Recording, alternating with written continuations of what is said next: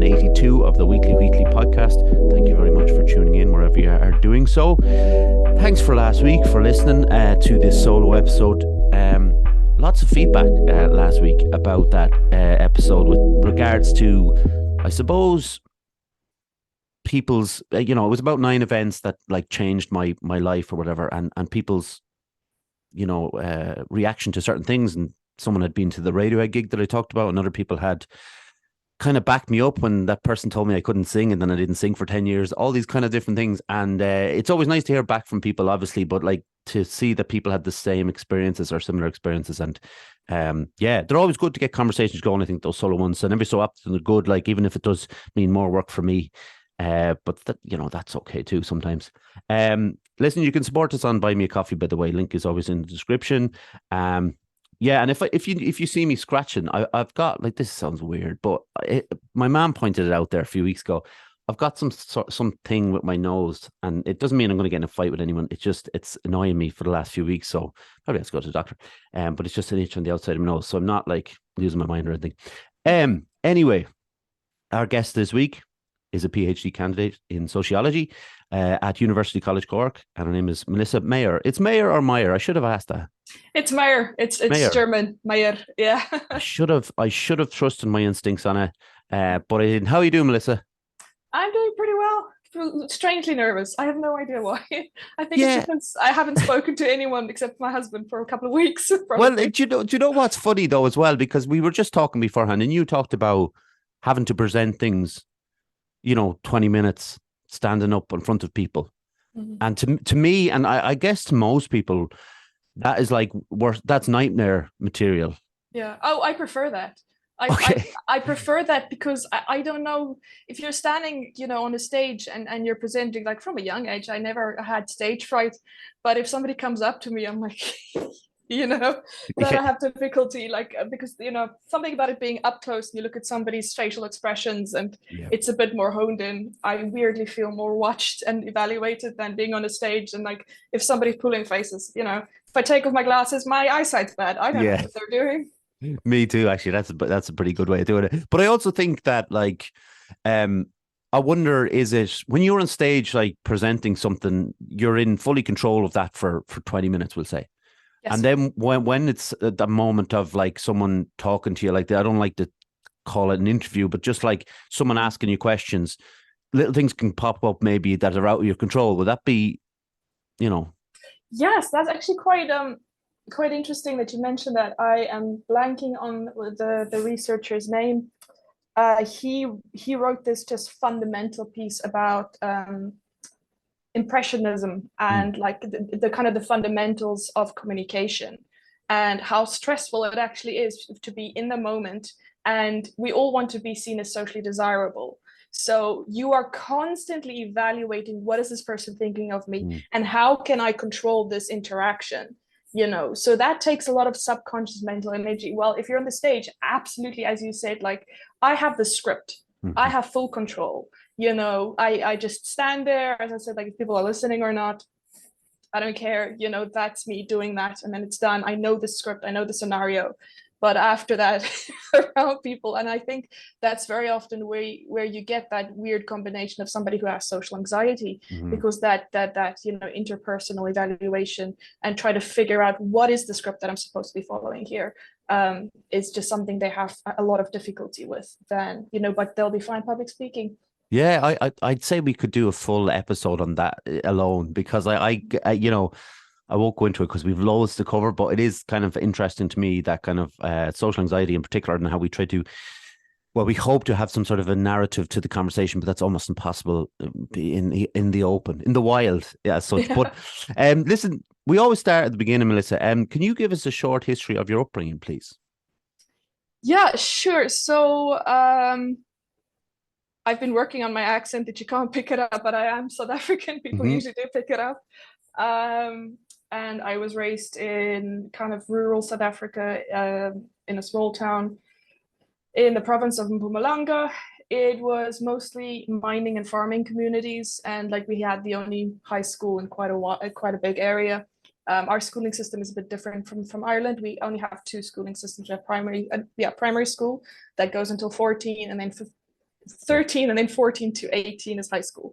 So it was we had student dorms, so we had a big bunch of students from all over, but very conservative. Yeah, but it was, yeah, it's my old stomping grounds, but it's still very, that idyllic.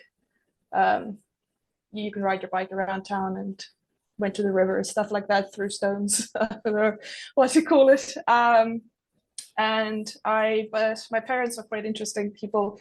My mum was a fashion designer, excellent fashion designer, and then when she had kids, she turned to just art, multimedia. So she's a Mm. very creative person, creative problem solving, but she's also a bookworm. She likes having like a giant bookcase and a book for every single thing. And my dad comes from engineering and geology, so very analytical Mm. and so on. And me and my brother, I think, were quite lucky to grow up in a house like that, having, both sides of it. He went into business, and I decided, for some reason, research is my thing. Can't really explain that. But yeah, that's That's so when you said to me that, the English wasn't your first language, mm. is it Africa? Afrikaans. All right, because I was wondering, because Yeah. when you said, it's funny because I knew you were from South Africa because there's a flag. I saw a flag, the South African flag, on your Twitter bio, right? So that was my kind of link to it. I knew that's a German surname, Mm. but when you started talking and you mentioned about working on your accent, it's only when it's like everything, I suppose. Like when I grew up in Dublin a bit, but I'm from Athlone, but I went to school in Dublin, and there's certain words. And when you said, I think you said the word conservative, it sounded, I was like, oh, that sounds, it's weird like that, isn't it? Like how the accent changed. But how long have you been like outside of South Africa? So we moved to Ireland about 5.5 years ago. Okay. Yeah, from Cape Town, we moved up and we lived up in Donegal for a while. Loved Donegal, loved Donegal. I know the rest of Ireland is like, why? No, that But accent. I was laughing at the accent more than anything else. yeah, yeah. So well, listen, I was fine with the Donegal accent. It's the Mm, Kerry accent that gets me. I had a yes. lovely conversation with a man the other day. No idea what he said, but yeah. But I think Donegal still has, felt like home a little bit because Yeah. it's still very rural people, which I kind of liked. Which is nice. Yeah, of course. It's nice to be, out in the wilds. I think Donegal's a lovely place as well, obviously, and people talk about the coast of Donegal being gorgeous as well. But the next question we always ask, when did you first become aware of mental health? Yeah, so this is an interesting. You told me you might be asking something around this Hmm. on these lines, and I had a big thought about it. But where did I actually learn about it? So as I said, small town. If I say simple people, that is not Hmm. a dig or shade. It's just simple, happy people. We didn't know, my horizons weren't very big. I didn't know about it. This was before Wikipedia and all of that. And so I didn't really know about it. Hmm. But when I was I'd say about 14, 15, I think, there was this very educated lady. And I remember being very impressed because she was the most educated person I'd met at that time. And she was going around the towns doing aptitude tests, and she was also a counselor. And then after a couple of months, she'll come down round again and then give the results and kind of have a chat and stuff. And the second time she came around, I remember her seeming baffled and then telling my mom, this isn't the same child. Mm. So in a weird way, that was the first time mental health met me, but it was still a stranger to me. So I was just that's weird, but Mm. I just carried on. It would take 15 years actually till a psychiatrist in Ireland called a spade for me, and I was like, oh, that makes sense. But where I learned about mental health was actually when I went to university. During high school, I'd heard more about psychology and it being a field and so on. But the only counselors, quote unquote, we knew were all, part of the church, and whatever you seek help with, prayer is kind of the answer, and faith and so on. But when I mentioned to my parents I might be interested in studying psychology, my dad, very well meaning and as a joke, said, no, psychology is for girls with daddy issues. And I was like, oh, okay, I guess not. But I went to study journalism. because I've always been very curious about people, and I like talking to people and learning their experiences and like writing about that and so on. But I went to the University of the Free State, which is a brilliant university, and they're very well designed for people from all backgrounds. So what they have is their fees is quite affordable, but of course we have, I think last time I checked, we have about 35% unemployment in South Africa. Yeah. It's really rough. Yeah. So they also have this incentive that for every mark that you score above, I think it was 70%, you get a small deduction from your fees, which is a brilliant incentive. So I worked on that so that I could take a bunch of extra modules that my parents may or may not know about. And that's where I started learning more about psychology. And it was like, a fish realizing it's in water, seeing the stuff around us, because our fathers all went to a war and came back incredibly traumatized.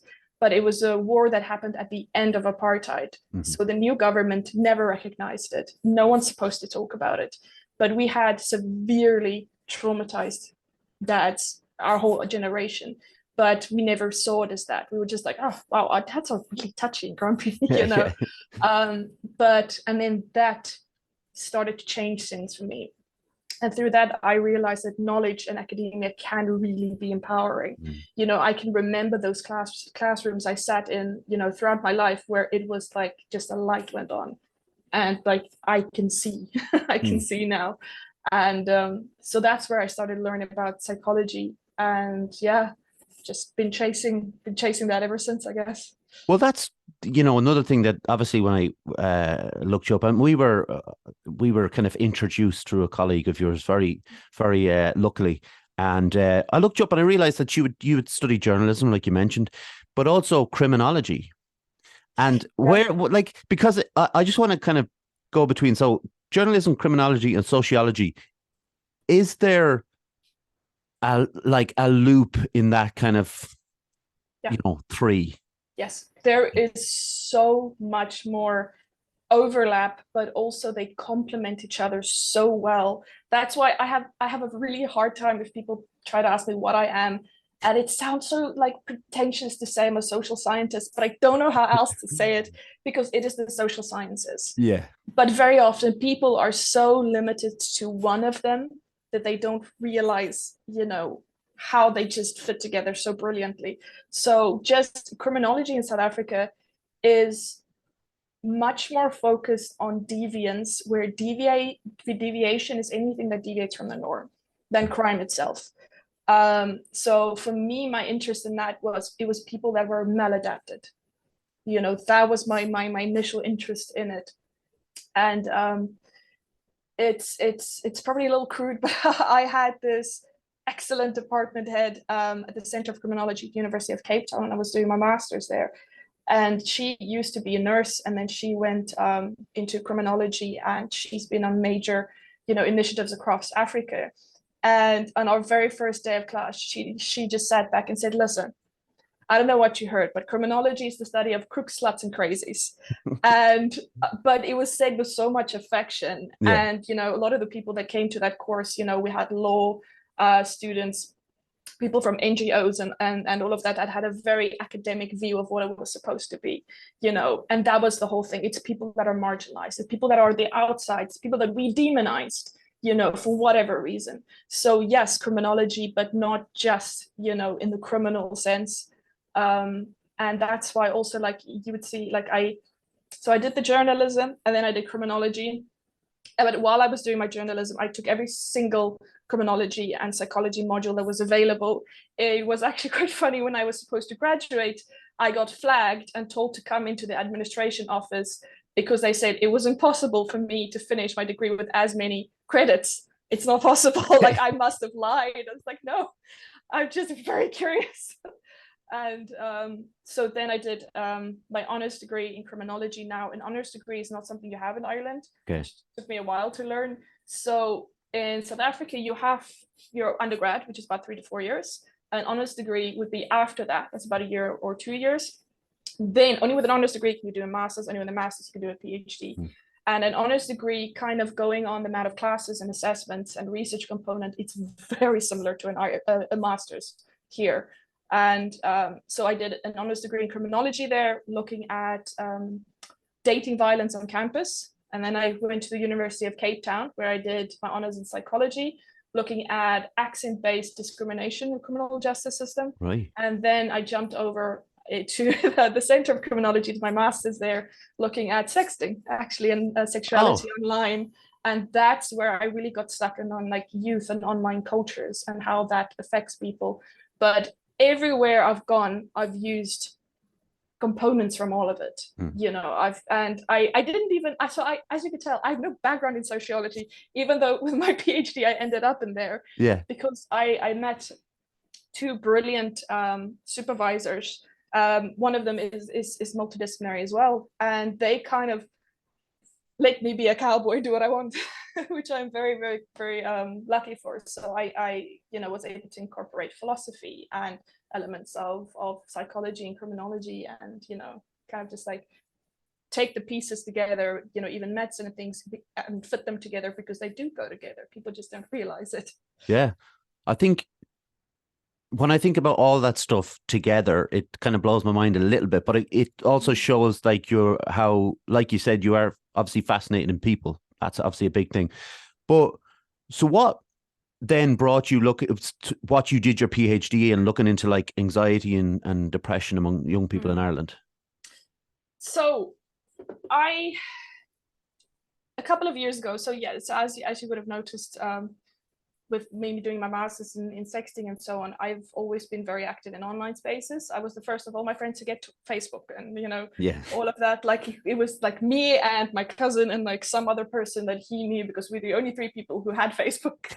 But I was there, and I've been very active, even if it was just lurking on various online spaces over the years. So after a while, you notice lots of trends. And at about, I'd say 2016, 17 onwards, there was kind of the steady rise in very casual talk about suicide ideation. A lot of jokes about wanting to die, particularly the millennials and so on. And if a meme goes viral, it's because a lot of people associate with it, but also find it humorous. That's why they're like, haha. So that to me, made me question, listen, on a societal thing, but it's not just South Africa, it's not just America, it's a westernized thing, something's going on here. And so I started getting stuck in that and reading up on that, trying to figure out what's going on here. I actually initially started my PhD interest in assisted dying, whether that is a moral thing and everything around that. But then I just realized, listen, the questions are bigger than I realized. And I actually stumbled onto the work of Albert Camus, who is a French philosopher, way over there. And it's actually the weirdest way, because I was watching a Let's Play of a game that has a lecture about Camus' work playing in the background. That's how I found his work. And his one of his big arguments is that suicide becomes rational and reasonable if life is no longer worth the gamble. So that was my big eureka moment of what is it about life today that makes people even subconsciously think it's not worth the gamble anymore, that they start entertaining those kinds of thoughts. And then one of my supervisors, Kieran Keohan, brilliant man, he is part of an international research network that looks at social pathologies. Now, society, pathologies, illness. So it is kind of looking at certain things that we might pathologize, might have roots in society. And that's my PhD. My PhD is looking at, the pathologies that have become, I started my PhD before COVID. So we used to use language like, anxiety and depression being pandemic levels high. Now we can't use that word, different connotation. But these incredibly high rates of mental illness and mental issues, there has to be a societal reason, why this is happening. And that was my point of interest where I started. Because I can't understand from a teenager's point of view, for instance, or a young adult, of what they see now, or what they're what's out there for them now. And when I think back, even talking about my solo episode last week, talking about uh discovering Nirvana as being this thing to me, and Yeah. at 9 years of age, and Kurt Cobain took his life when I was 12, and I didn't understand what any of it meant. But it's Mm. interesting to hear you talk about that as it becoming a norm, and things that, not so much suicide in itself, but the idea of it and people talking about it as if it's like Mm. something blasé kind of a thing. Like, did you know that it Yeah. isn't 30 what it was 30 years ago? It was like um a real anomaly, and everybody was like so shocked when it happened. Mm. When you were studying this, and looking into this, I suppose, well, I was going to say pandemic, it's the wrong word again, but the idea, of what those factors, like, what were the main factors that you found? So I started my PhD. I of course like did an way too in-depth research, literature review, looking at way too many things. But I decided to start my PhD as an exploratory study. Now, that just means I don't start with an assumption. I don't say, here is something, I'm going to test it. Mm, I think here's a connection, I'm going to test it, or like, I want to see what this does. I started saying, this is a problem, we don't know enough about it. That was kind of my base understanding. So, what I did, my methods of my study was I had interviews with Irish counselors who identified there's a database of all the registered counselors and psychologists. So I went down that and I filtered it for people who identified with working with young people mhm. and young adults and students. And I had a random sampling of them and I emailed them saying, listen, this is my study, I'd like to chat to you. So I had two rounds of interviews with counselors. The first one was very conversational. I was just like, let's talk. And whatever they're saying, like I'll ask follow-up questions, but I started by asking, what do you think is going on with young people? Why is there such a demand for counseling? Why are we seeing all these things? And then I took that, the transcriptions of those interviews, and then I went to the literature that I've already read, and I said, like, listen, where are their themes? Where are their patterns? What's going together? And I developed some rough ideas, and then I had an interviews with the same counselors again, saying, okay, this is what I think.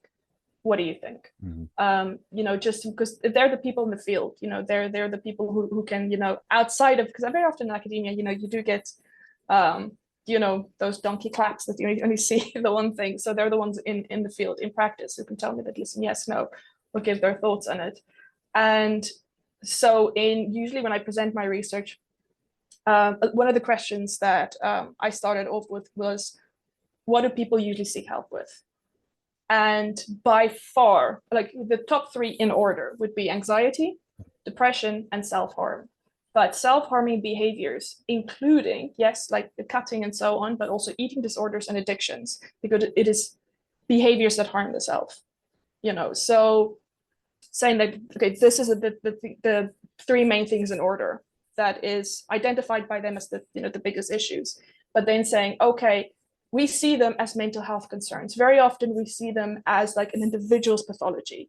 Like, you have depression, you go to see somebody, they say, okay, you have issues with boundaries, we'll handle your depression, but the larger societal issues aren't taken into Yeah. consideration.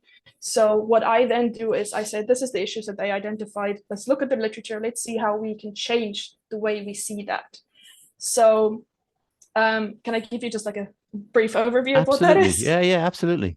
So the primary theory that went really, really well with it is Hartmut Rosa's theory of social acceleration. Now, he was actually able to use like the maths and everything to show how in society over centuries, everything is going faster, but like exponentially faster and faster. And he said it's the acceleration of everything: love, life, language, speech, politics, everything is changing faster. So that was a big, important backdrop that I realized. And especially in the interviews of the first round, they use a lot of words like, people having to keep up and Mm, everything's going so fast, and they have difficulty doing what they feel they should be doing all the times. So just, the kind of language around things being fast and difficult to kind of keep ahead of, mm. um, you know, was quite clear. So when I read his work, I was like, yep, these two go together really, really well. So keep that in mind. And then another thing that came up is the importance of the self concept. Now, this in Ireland, the self concept historically was kind of based on three things: religion, place, and family. So those three gave you your foundational, traits even before you developed the awareness to be able to question and change that. Being, the O'Brien's boy from Ballincollig, and even though you might not be religious, in the church, you were given a sense of identity, a sense of worth. That was usually, and when we're talking fancy, we say structures of meaning making, which just means, you could use that as a structure to say, why are good things happening? Why are bad things happening? Saying that, I don't have to put the stress on myself. God has a plan for me, those kinds of things. But those three have very much fallen away, Yeah. And especially because of social media, you're not just, comparing. If you have a beautiful voice, you're not just comparing yourself to, the best singer in your county. It's Beyonce, and social media plays a big role in this because young people don't have these solid foundations anymore. But we as people are designed to try to figure out who we are in relation to our world. This is basic evolutionary psychology. But because those foundations are not there, they are dependent on external evaluations of worth and meaning. So competition. So from a young age, if you're in pre-primary or whatever you would call it in Ireland, there's a word, kindergarten. If your picture goes on the wall, okay, I'm good at drawing. You're running, but you're slow. Okay, I'm fat and slow. They use these kinds of things to figure out who I am. Like I'd sometimes say that these kids know competition before they know themselves, because they learn themselves through it. But the difficult thing is these things are very sensitive. And because they do not have those foundations of their self-concept, and it is so sensitive to evaluation, you can just imagine why it's so important to get those likes on social media. Yeah. And why they take it really, really badly if it doesn't happen. So if you connect their sense of worth, because your sense of worth is no longer in you, it's no longer you who you are, it's how you compare. And somebody, the counselors actually brought it up, it was quite interesting, about how achievements mean nothing unless it is compared to people and people know about it. You can't just go cliff diving and feel great that you did that. No, you have to put it on social media. You have to say how high people usually cliff dive and how high you were. That's just the way we see everything. And a very interesting concept that one of the counselors used is performance anxiety, because it has this imagery of being on a stage. And I went into that, and in the second round of interviews, I said, listen, this was used. And like all of them was like, yes. Because very often for them, especially with social media, even if you log off of Facebook, your social presence is still there. You don't leave. It's not like, when you were in school and you go to school and you see your friends and it's like, okay, bye, you go home. And that's not there anymore. It's the subconscious awareness of like, I can be evaluated and watched at any time. And and another thing about being on a stage is every single mistake you do can be seen. So a lot of these kinds of things started to come out. And if you have this intense, performance anxiety and the difficult developing your self-worth and your self-concept, if you overlap that with social acceleration, you can understand just how incredibly tough it really, really is. Because very often when I talk about my research, people do get the whole thing about snowflakes, they just can't handle it. And there's actually, this gift that I usually use, and it's the difference in one generation of Olympic winners in gymnastics, showing how much more complicated it got. And those were the best in the world, So literally, the best isn't good enough. The best is constantly getting tougher and tougher and tougher. And so the result of this would very, very often we'd use the language of mental health issues, mental health concerns, or just mental illnesses. So, but this is very limiting using that kind of language. So I I was preparing for a class, and I was reading up on some criminology theories, and I stumbled upon a criminology theory, and I was like, damn, it fits like a cookie cutter. So using strain theory, now not to go into like the particulars of it too much, basically it was developed, it started off in the 1950s, around the kind of time of the war on drugs and so on. And they said a strain is a frustration that develops if I can't get what I want the way I want it. Mm-hmm. But their whole argument is that that frustration is then lashed outwards. But what we're seeing is that frustration, that violence that builds up is lashed inwards. Okay. Because we're in a society that's very neoliberal, that's, around the entrepreneur, you're this individual, you're not part of your family anymore, you're not part of these things. No, you're supposed to be self-started, you're supposed to be, the star. One of the counselors works with uses a lot of counseling things with sport teams, and he said the change that he's seen, from the team to my child is the star, my child has to do everything, so you're in the society that is teaching young kids from a very young age about competition, and that's where you get your worth, and you're supposed to be the self-starter. But if you fail, you have no one to blame but yourself. Mm-hmm. And in Irish history, they also two of the counselors actually talked about, just historically the change into kind of like a welfare state where relying on help from others, it wasn't weird. Yeah. It was fine, and helping others was fine, until a place now where if you need help, you're weak. Yeah. It's kind of shameful, to say that, listen, I'm unemployed, I need just help to get on and so on. So these young people are designed from a young age to turn their frustrations at failure, which is happening more and more, inward. Yeah. So you get more self-harming. You get a lot of eating disorders. My husband works in pediatrics. Oh, right. Okay. And so he came from South Africa, working with some of the most impoverished communities in the world, coming to Ireland, and just being astounded with the amount of, eating disorders and self-harm that's happening here. So that's kind of a big thing for me, is that we should be calling, well, in my research, I am suggesting that seeing these issues as strains means that it opens it up to kind of a broader discussion. People from different disciplines can suddenly talk about mental health, and we can get inputs from various places. So as you've seen in my research and in my background, I'm very multidisciplinary. Mm-hmm. And all these different angles have helped me. And if we keep talking about mental illness in the mental illness box, we're alienating other disciplines, So that is kind of where my research culminates, as that, this creates a strain that people turn inwards. And in this whole picture, that is the only place where we can intervene. Mm-hmm. We can't change social media, we can't change social acceleration. I do not prescribe religion to anyone.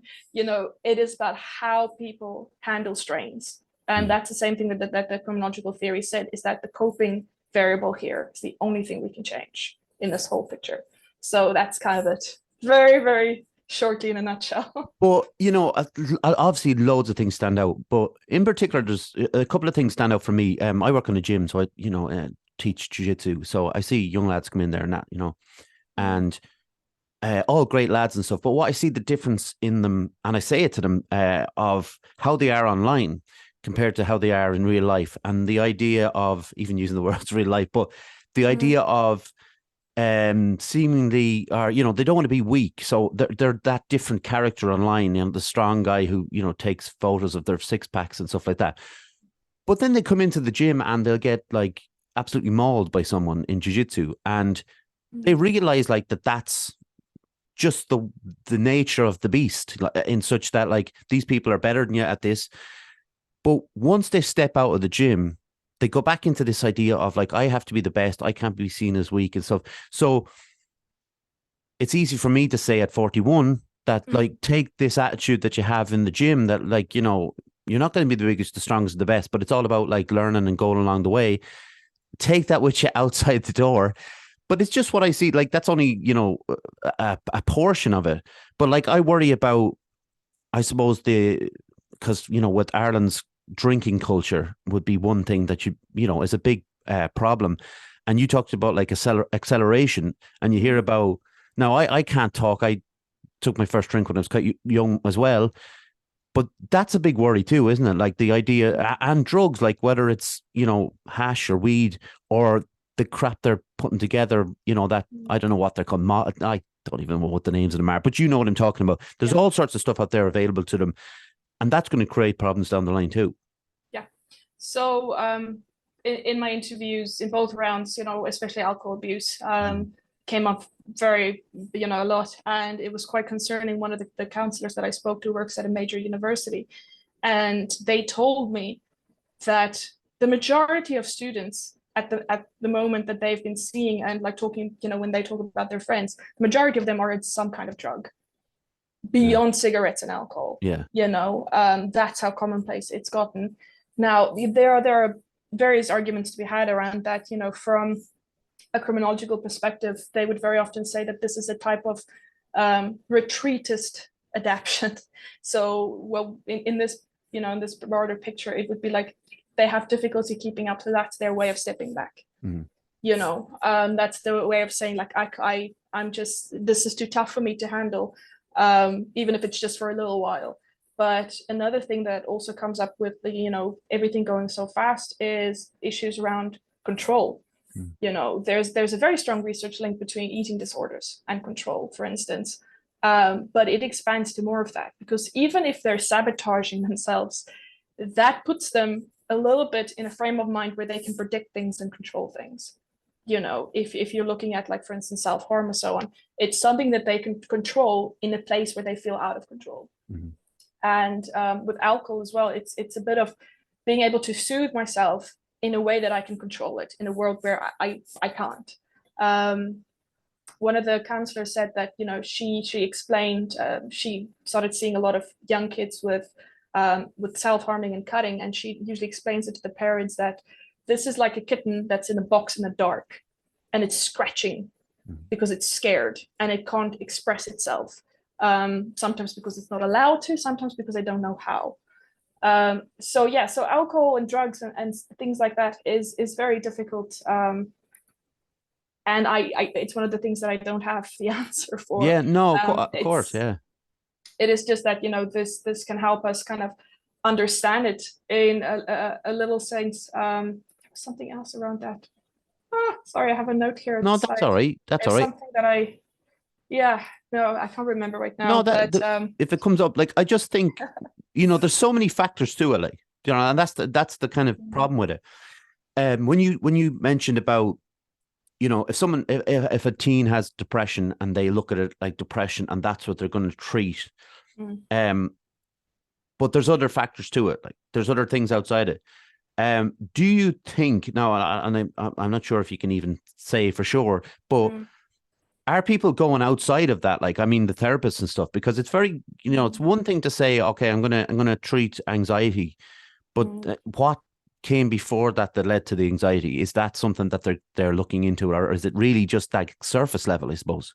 That is a very contested topic, because I could even see it. It depends on the model under which the psychologist or the counselor trained, because there are different kinds.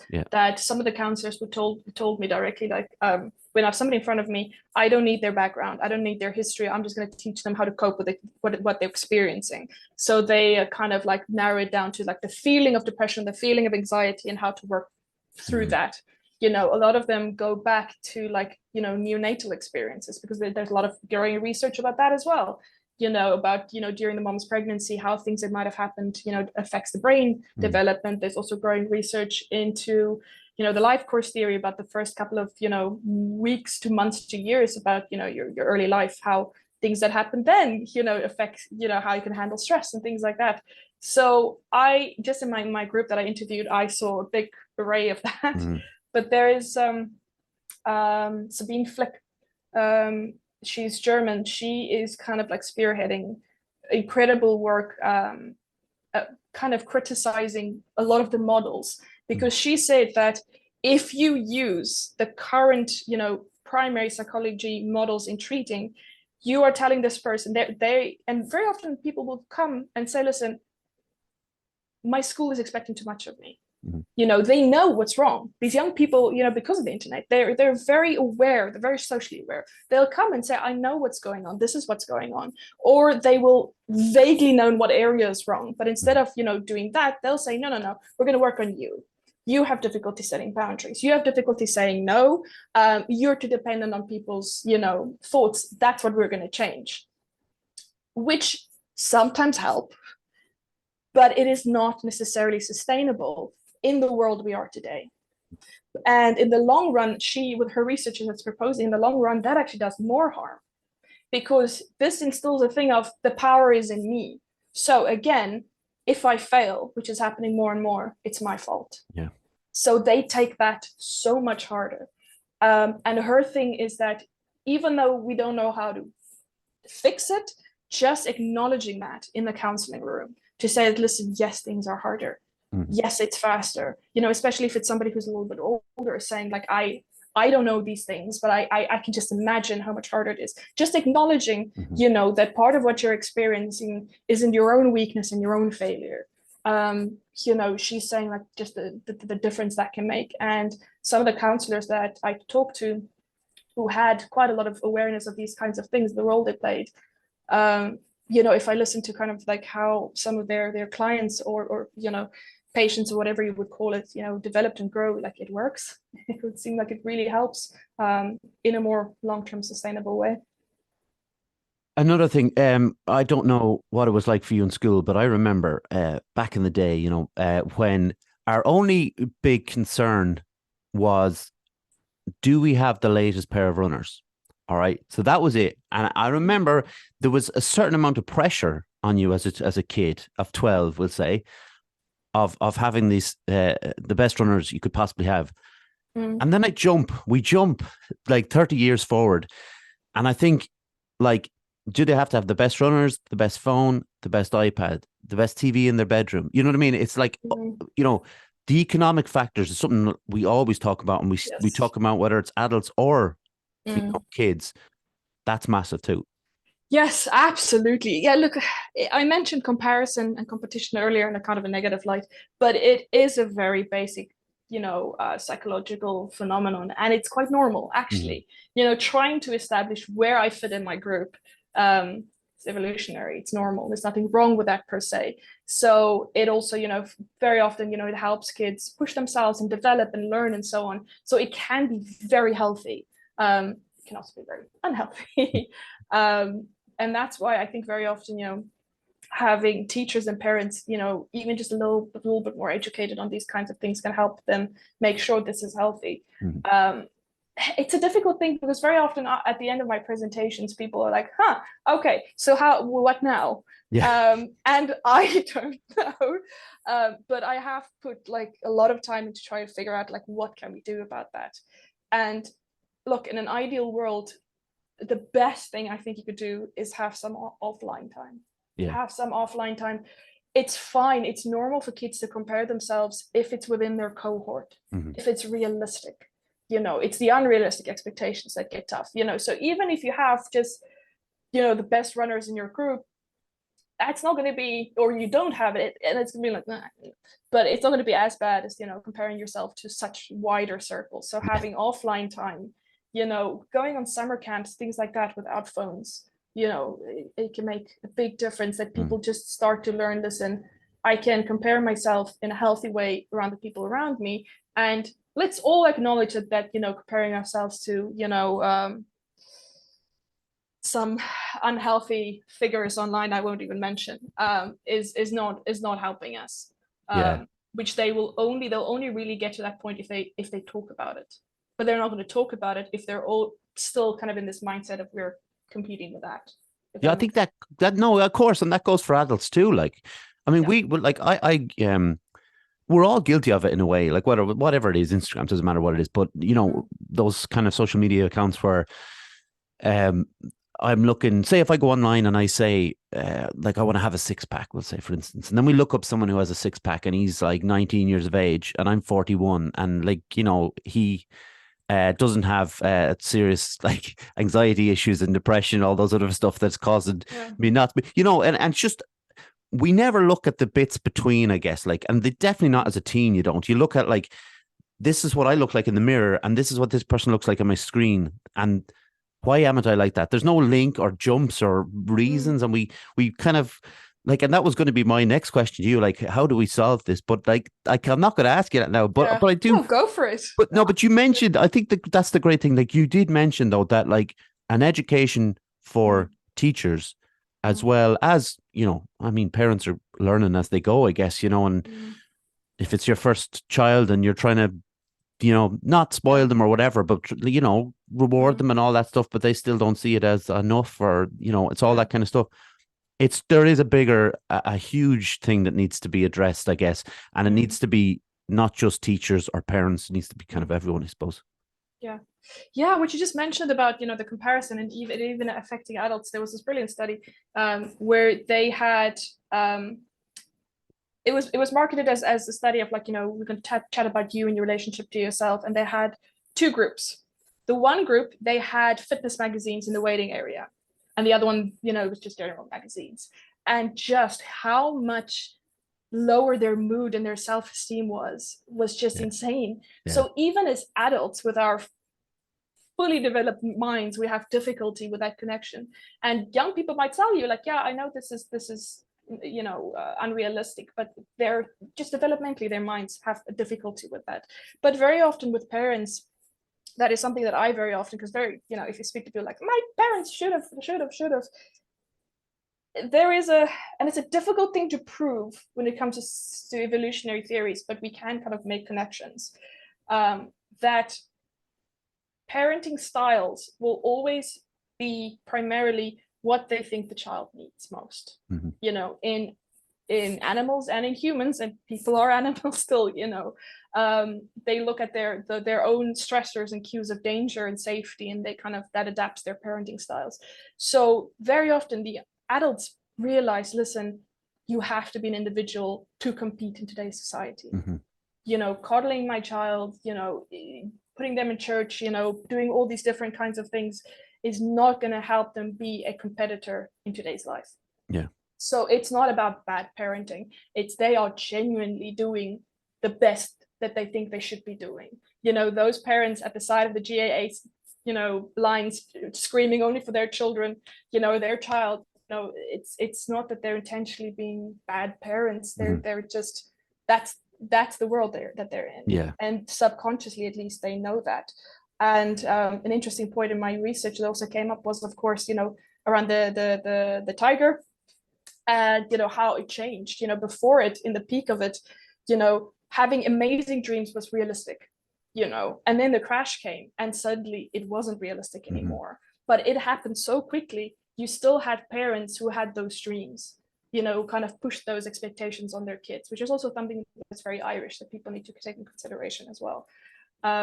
But I just on like, what do we do about it? Something that I would also recommend on a larger policy basis is really putting more emphasis on the trades and trade colleges, except for universities. And speaking as someone who is highly educated, I would admit I'm not very skilled. Okay. So you have a generation of people who are highly educated and underskilled, because there's this thing about school, university, there you go.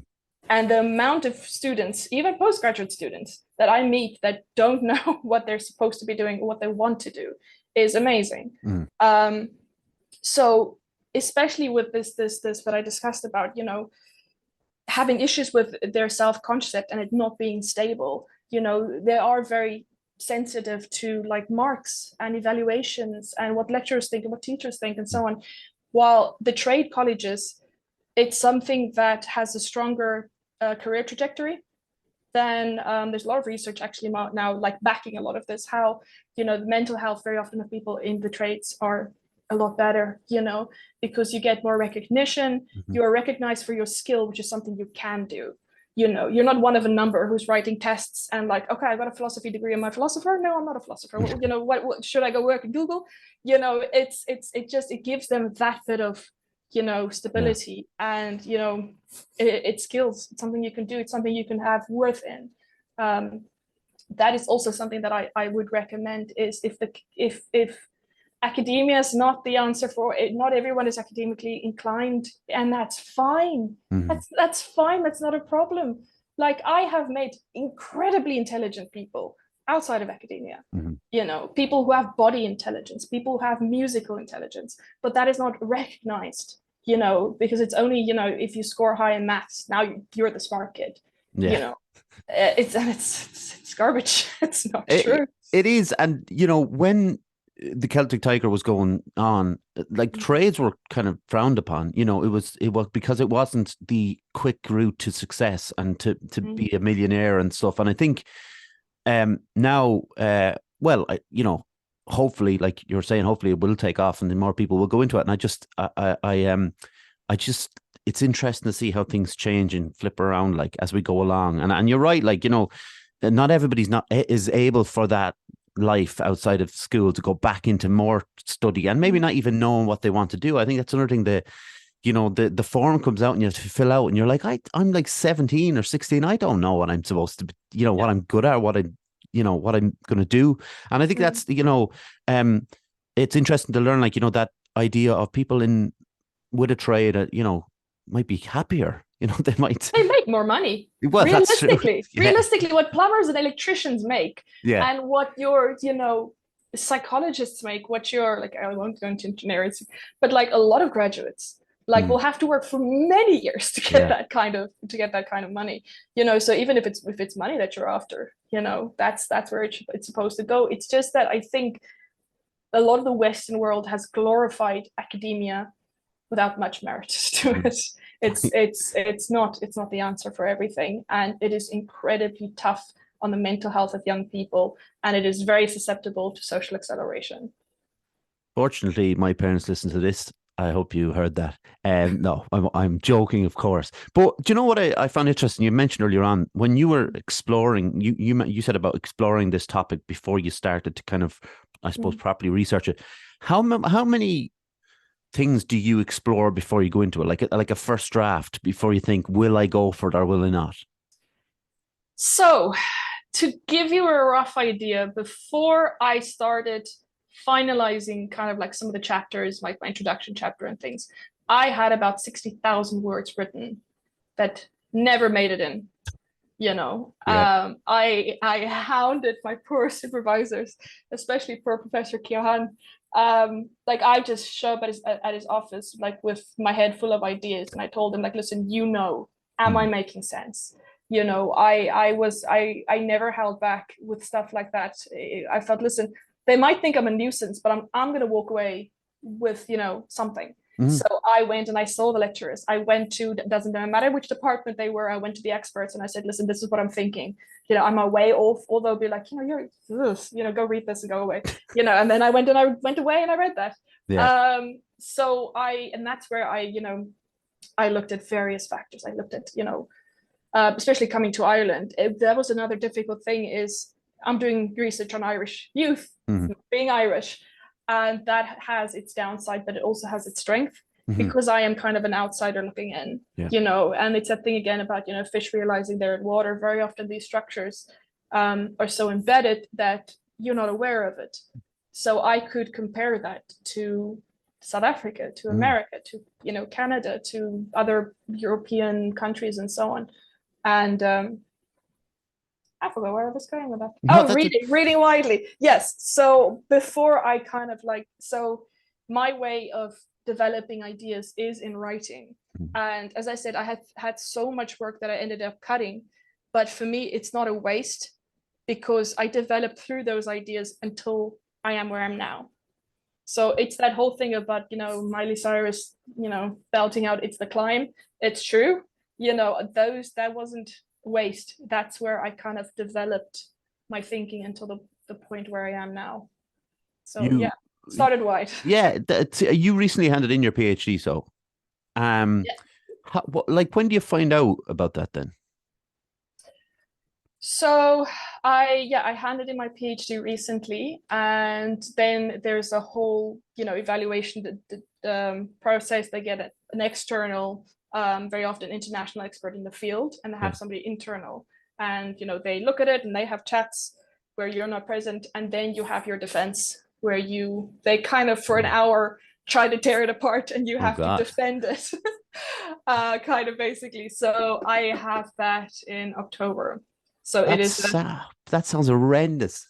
yeah, it's always like that point between handing in and your defense is, I mean, like the defense is quite, it can be like, yeah, I like this, or it can be like, you're not wrong, but I would rather, Yeah. it's yeah, I don't know.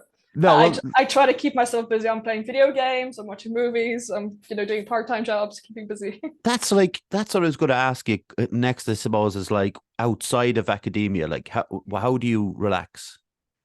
So I am an avid gamer. I have always Okay. been.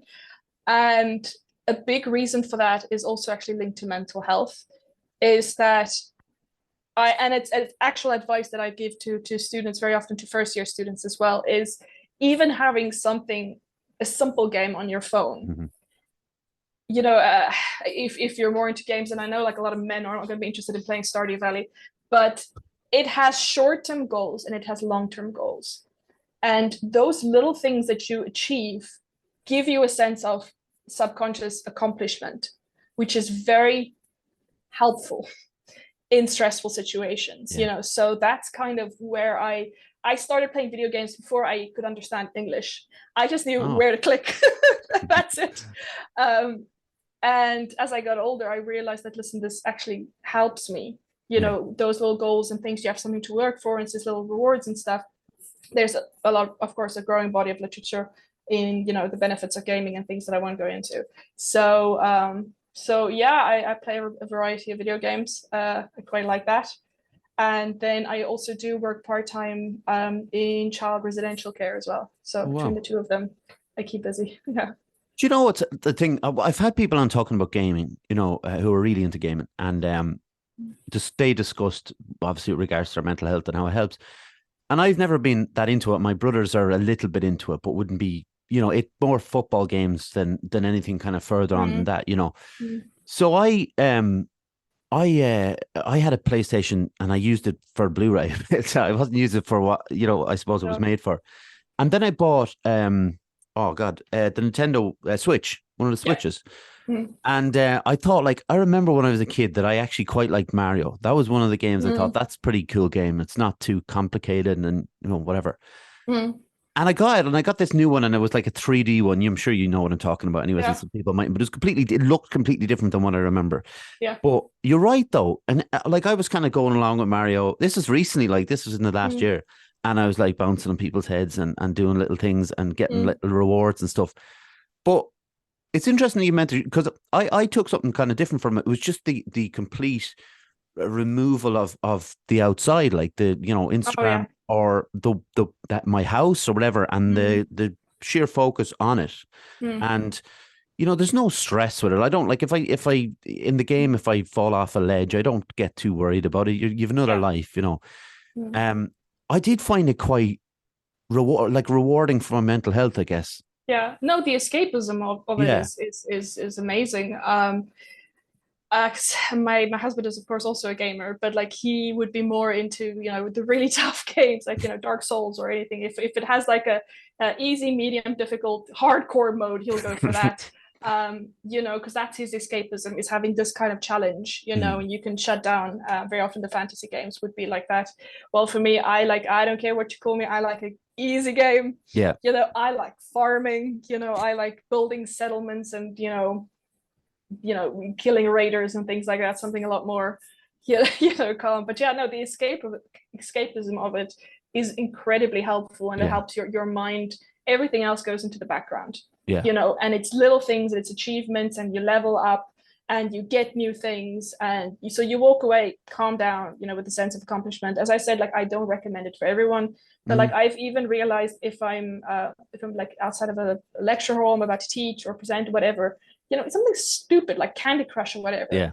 just taking out your phone and doing that for a while, I can see like the tremors in my hands calm down, and so I am very pro gaming. I think not only just as a personal, I think as a mental health thing, I think it has a lot of worth. But if it's not for you, I'm not going to push it on anyone. But No, look, of course, and that's why I always ask people like what they like to do, because I do think people find different rewards, and I'd find like, I guess more my rewards in maybe films and books sometimes, depending on the film and the book. Like you don't want to be going through like a 3 hour film about war or something. That's not something that's going to relax you. But you know what I mean? But it yeah. still does take you away from things. Like it does remove you from that. It might put you in a different, but just as horrible place, but it's not the place. And in finding, I suppose, in books, I've kind of tend to be more nonfiction now. So like still trying to figure stuff out. Like it's like the film's coming out about Oppenheimer in the cinema, and I saw the book the other day, and I was like, I'm going to buy that book now. I'm going to read that before I watch the film, and I probably won't because the film's just there now. Like the book's going to take a little while because it's a thick book and it's going to be heavy and stuff. But I do find a relaxation in nonfiction now that I didn't before. I always thought I had to go to another world as such, somebody's in someone's mind. But I am finding with nonfiction that something quite soothing about it, or maybe not soothing, it's probably not the right word, but maybe not about Oppenheimer's life. Like, but so do you think? I know you've been to a lot of different places. Do you think Ireland is going to be the spot now, or could you be on the move again? Who knows? I don't know. I have no idea. Yeah. It's kind of like this in-house joke that the worst thing you could ever ask a PhD student is, so what's next? Yeah. I have that written down here. I'm not going to ask it. Don't worry. No, but the thing is, like, for me, it's a realistic question because I handed in, so I need to face it. I don't know. I genuinely don't know because I have such a broad academic background, and I've always loved learning it and teaching it as well. Because I know like academia has empowered me so much. I love passing that on. So I would love to do some teaching or lecturing in some capacity, but through working in residential care, that's also I love doing that as well, being able to apply what I learned. So I don't know. It depends on who hires me. That'll probably be the direction that I go into. That's an excellent answer, Melissa. You've been a fantastic guest. Thank you. Yeah, this has been quite nice. I was quite nervous about it, but it was actually really nice chatting to you. Thanks. No, you was easy to chat to you and very educational. And I told you we'd do an hour, no problem. It's easy. It goes by so quickly, I guess. But listen, Melissa, stick with me for a minute. I'll just get through the end. We'll sign off, and I'll get a quick photo for the files. Nice one. All right. Thank you very much to John for doing all my tech stuff as usual. I always thank my mum and granddad, Joran Calvin, for the stuff that they did also. We're on YouTube. Subscribe if you would. We're also on Instagram, Facebook, Twitter, and the podcast platforms are Spotify, Apple, Anchor, Google Podcasts, etc. I hate having to read this stuff all the time, every time, but it seems you never know who's tuning in. Like, maybe someone new. Thanks very much, everyone, by the way, for watching and listening, and hope you enjoyed it. And once again, Melissa, thank you very much. Thanks for having me. It's been really fun, actually. Good. All right, everyone. I'll see you next week. Bye.